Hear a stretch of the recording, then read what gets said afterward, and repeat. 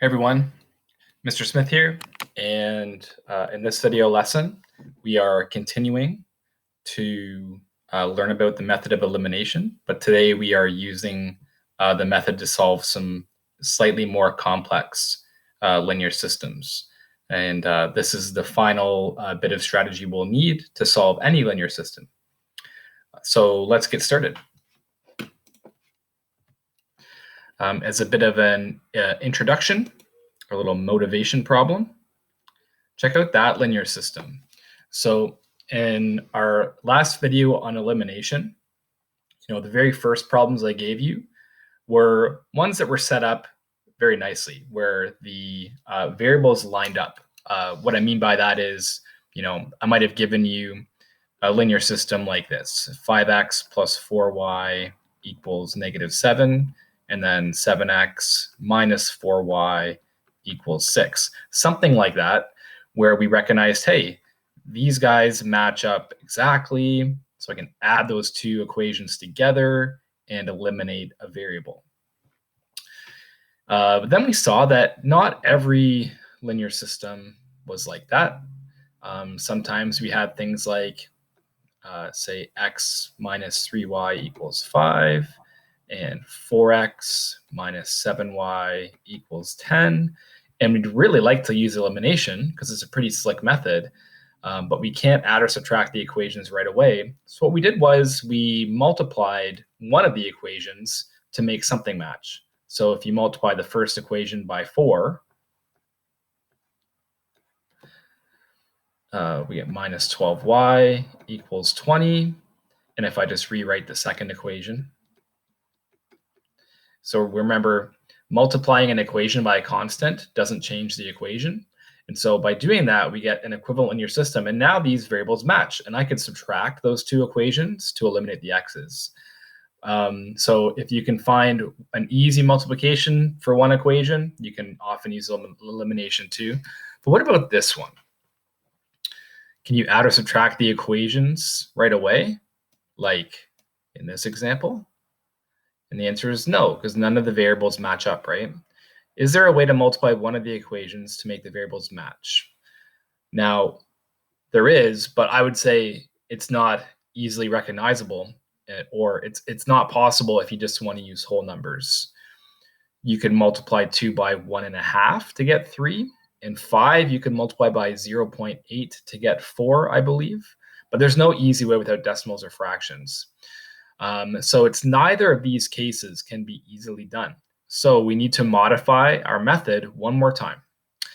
And it would be nice if we could have some way to make the variables match. And there is. And I've got two ideas here. I might put my face up there just to make sure they get in.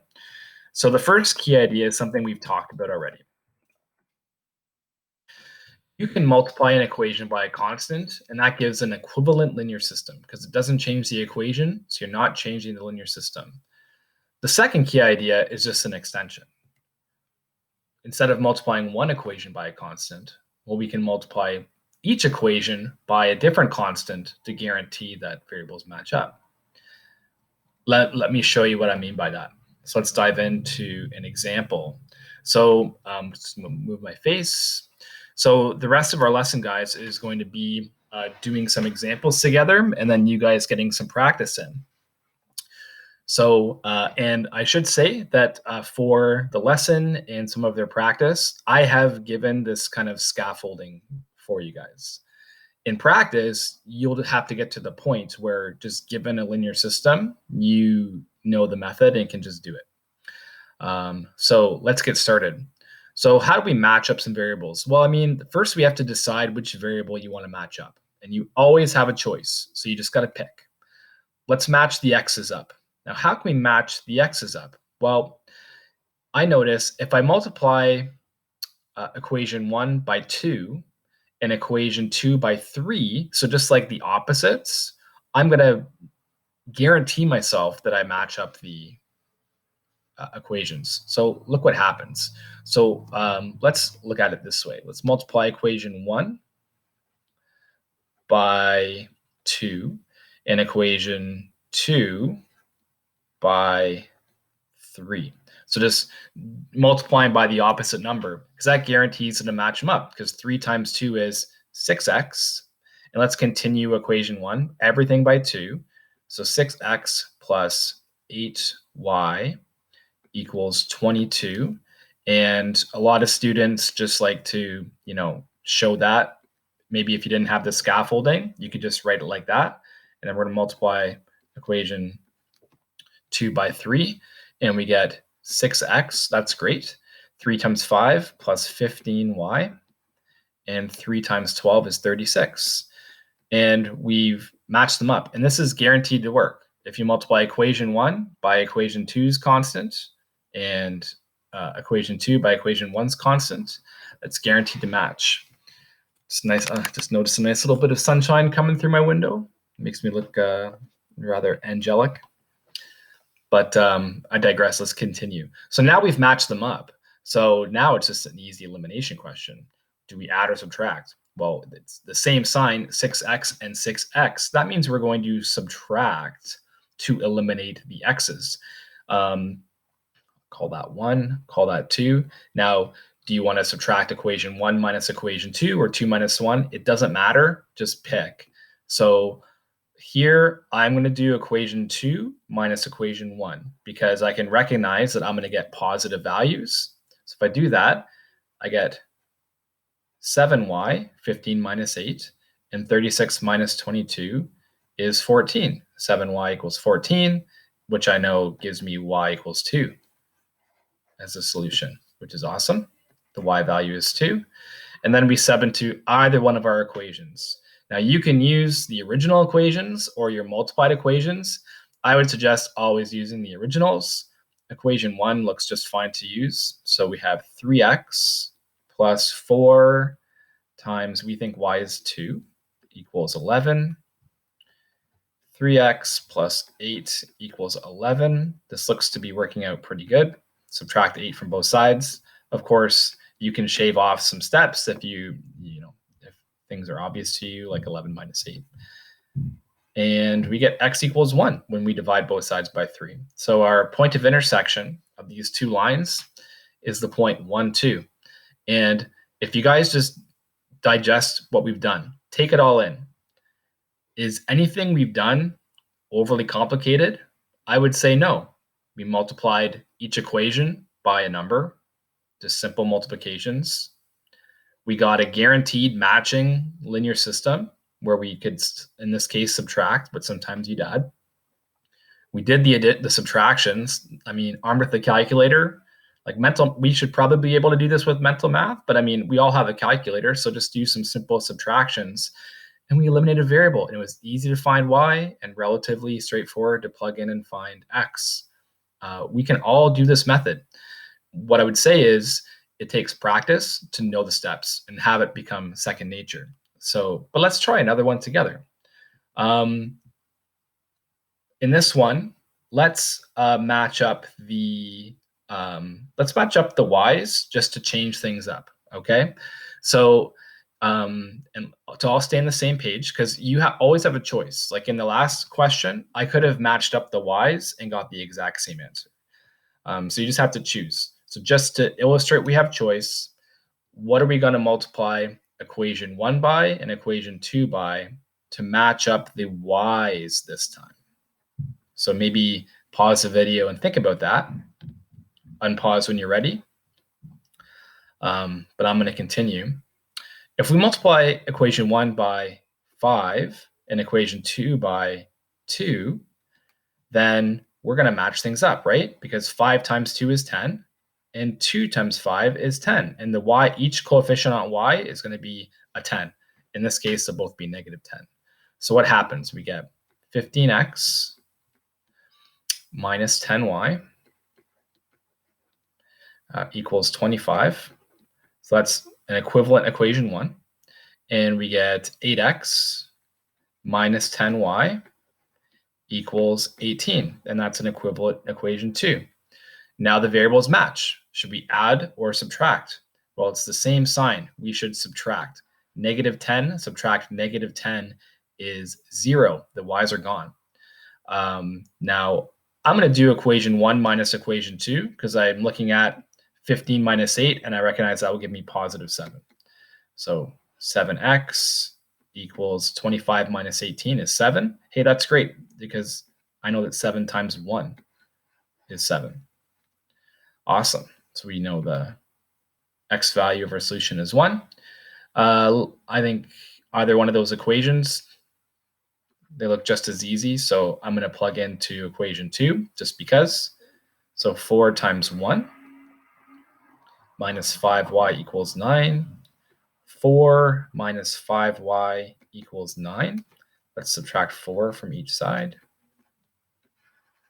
Minus 5y equals 5. And we get y equals negative 1.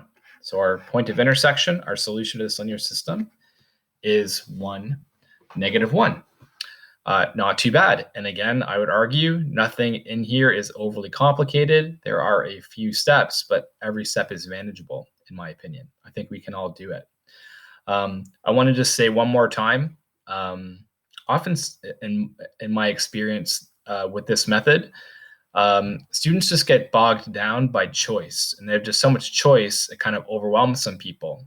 And you just got to pick. Do you want to match the X's or the Y's? You just got to pick. And do you want to, in this case of subtracting the equations, do I do 1 minus 2 or 2 minus 1? It doesn't matter. You just got to pick. At the final step, do I sub into equation 1 or 2? Ultimately, it doesn't matter. Pick which one looks easiest to you, but ultimately you just got to pick. So just pick a strategy and move forward, and try not to get paralyzed by all the choice you have. All right. We're going to do one more together in this lesson. And then, at some point, there's only so many different types of problems I can show you, and we just have to just practice. So have a look at this linear system. Is there a variable that is easier than the other to match up so we can use elimination? So if you want to pause the video and think about that, you can unpause when you're ready. How would you apply elimination to solve this problem? All right, so I'm going to continue. Now, if you recognized that we actually don't need to multiply both equations by a number here, we can match the x's just by multiplying the first equation by 5. So I intentionally mixed this one into this lesson to emphasize that you don't always have to be using the most complicated method. You need to be able to look at a linear system and recognize, hey, this is actually set up nicely for me. I only need to multiply one of my equations by a number. Now, ultimately, if you wanted to match the y's up and you multiplied equation 1 by 2 and equation 2 by 3, you're going to get the same answer ultimately. But often you want to find the most efficient strategy. And here it's just multiplying equation 1 by 5 because it's only one multiplication, right? 5x plus 15y equals, that's negative 65. And our second equation does not need modifying. 5x plus 2y equals negative 26. I should say too, this particular linear system would have been a good candidate for the method of substitution as well, right? Because it would be, you don't need to write this down per se, but it would be not too hard to isolate the x, moving the 3y over. And we could use substitution too. Again, there's so much choice. You just can't get paralyzed by it. You need to choose a method that's going to work, and you need to follow it through. So here's another question where we are subtracting again. So because the signs were the same, if it was 5x and minus 5x, we'd add. So maybe in a future lesson, I'll tweak one of these examples to have one of them be adding. But in this case, it was all subtracting. That's okay. So let's do equation 1 minus 2. There's a lot of negatives on the right-hand side there, so I'm not sure which one is going to be easier. So I'm just going to plow ahead. Equation 1 minus 2. So 5x minus 5x is 0. That's great. 15y minus 2y, that's 13y. And negative 65, subtract negative 26. That's like negative 65. I'm just doing the mental math here. Obviously, you have a calculator if you need it. That's like negative 65 plus 26. So that is negative 39. And if it's not obvious, divide both sides by, in this case, 13, and we get y equals -3. That's great. Now, all the examples we've done here have had nice whole number solutions. Sometimes you might get a decimal, and once in a while you might get a fraction, and that does happen sometimes. But I will tell you that most of the time when your teachers are giving you guys practice and want you to improve a skill, we're going to give you problems that work out to whole number solutions. But again, it's not all the time. So if you get an answer that's a decimal or fraction, sometimes you might want to go back and check your work, but sometimes that's just what it is. Okay, where do we want to sub into? I think equation 1 looks pretty easy to sub into. So x plus 3 times -3 equals -13. X minus 9 equals -13. Add 9 to both sides. -13 plus 9 is -4. So our point of intersection would be -4, -3. Remember, these are just two lines, right? A linear system is two lines. What we're doing is finding the point of intersection, but we've moved beyond graphing. Maybe for this one, we can do a little calculator check. So looking at equation 1, we think the answer is -4, and the y value is -3. Do it on your calculator. What's -4 plus 3 times -3? Does it give you 13? And yeah, it does actually. It does give you 13. So that's good. Use your calculator, try it in the second one. 5 times -4 plus 2 times -3. What does that work out to? Does it work out to -26? Just try it in your calculator. Pause if you want to just take the time to do that. But yeah, it actually, oh, that's -13, I should say. But yeah, it does equal -26. Like everything checks out. You doesn't have to take you 5 minutes to check an answer. With your calculator, you can check these very quickly. All right, so that's 3 examples applying the most complicated method we could get to, is where we have to multiply both equations by, sorry, that's just my kids in the hallway, where we multiply both equations by something to eliminate a variable. And then just a reminder though, sometimes like in our third example, we only need to multiply 1, so keep that in mind. At this point, we've got to practice, practice, practice. So if you're in the class with me, we're going to spend some time practicing. And then in our next lesson, we're going to apply our linear system skills and to solve some realistic application problems. So the new learning will be kind of how to set up a linear system based on a problem. And then we'll mix in our methods. We'll choose substitution or elimination depending on what our linear system looks like. So it should be fun. But until then, guys, hope you're staying well. Have a great day, and we'll see you soon.